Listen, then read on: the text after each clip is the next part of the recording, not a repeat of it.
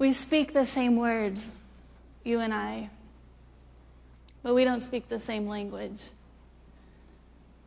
I'm not like most of you, and neither are my friends, and the truth is I actually like being unlike you. I like my big, complicated shoes and my industrial rock music and my black fingernail polish. And most of the time, I don't even mind the label of Generation X. Actually, I like it so much that I put the word angst on my license plate. But as much as I pride myself on being different and being edgy, I have to admit that on some cellular level, I'm really not so different at all. Because each new generation that comes along just flaunts its fashions in the faces of those who are older. I mean, all I've got to do is look at my parents in the 60s, of pictures of them in their funny pants, and I realize that they were pretty different from their parents, and they were pretty proud of it. So in spite of the way my generation looks and the way we talk and the funny-looking people that we've made our heroes, I think that you can relate to us. Because I think that you know what it's like to be homesick for a place that you've never had. I think you know what it's like to want to be someplace where someone speaks your language, where someone understands who you are and why you are who you are. And I think you know what it's like to spend your entire life searching for this intangible something that can get inside of you and fill the center of your soul. Something that you look for at 2 o'clock in the morning when you've got all these questions and nobody to answer them. But because we're different, the way that we look for answers is very different, even though we might be asking the exact same questions. And it's not so much that us Gen-Xers think that we're so mature and enlightened. It's that we're really jaded and cynical. Because in a more literal sense than any generation before us, we've really seen it all. The world we know is really different than the world that you knew when you were 20-something. We grew up to expect that promises would be broken. We're the children of divorce and abandonment and disillusionment. You tell us about the American dream, and we'll say, well, why bother? What's the point? Because we don't believe in fairy tales and happy endings, and it's not that we don't want to.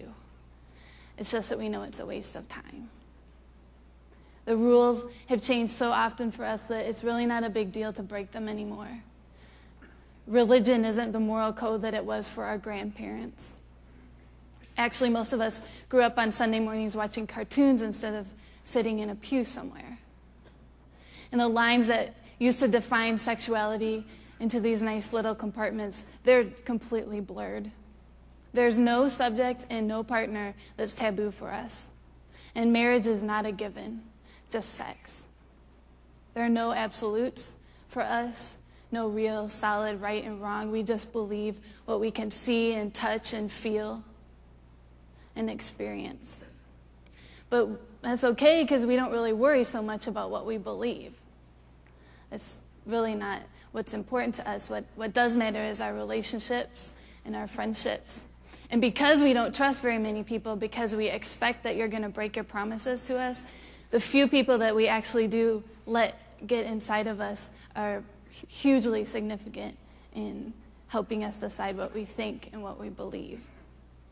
So when you talk to us about truth and about absolutes, we just hear you talking about your opinion of truth. And it might be fine for you to believe whatever you want to believe, but that doesn't mean that we're going to believe it, because it's all relative. It's all about your experience and my experience. At least that's what my generation believes. If you talk to my roommate, Colleen, and you tell her about God's unconditional love, she'll just look at you and say, well, what have you done for the homeless lately? Because if you can't prove to her that you believe enough to live, that you can take what you believe about love and show it in your life, then she's not going to pay any attention to you. And if you talk to my gay friend Jay about compassion and hope, he'll say, yeah, but what about me? Can you look at me? Can you accept me in spite of the fact that you don't agree with what I do?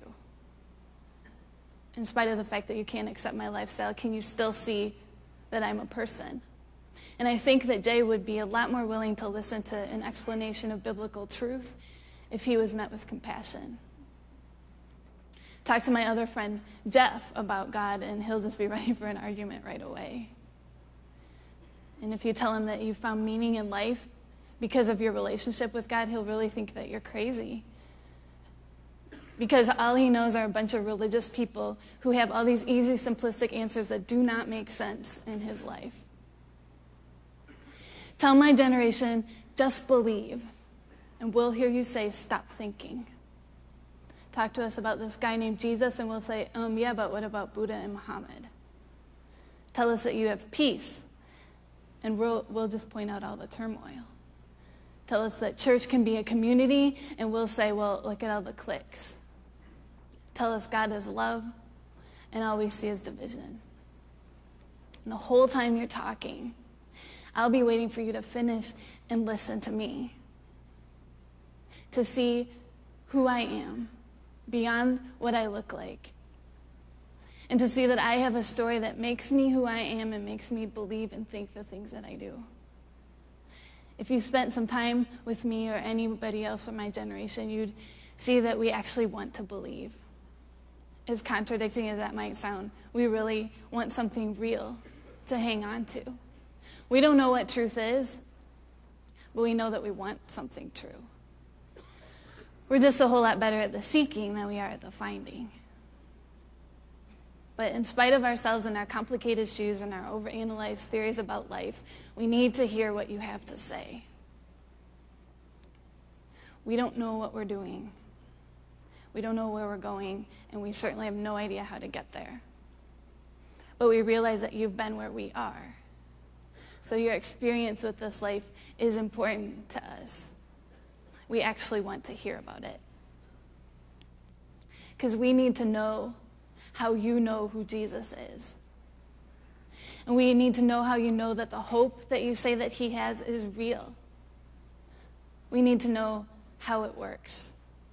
Just like you needed to know, and the generation before you and the generation before them.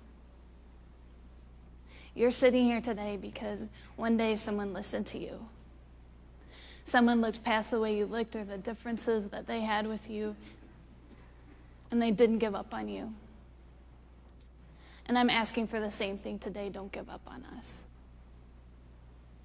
Because if you look at my generation, you'll just see a bunch of people searching for an intangible something.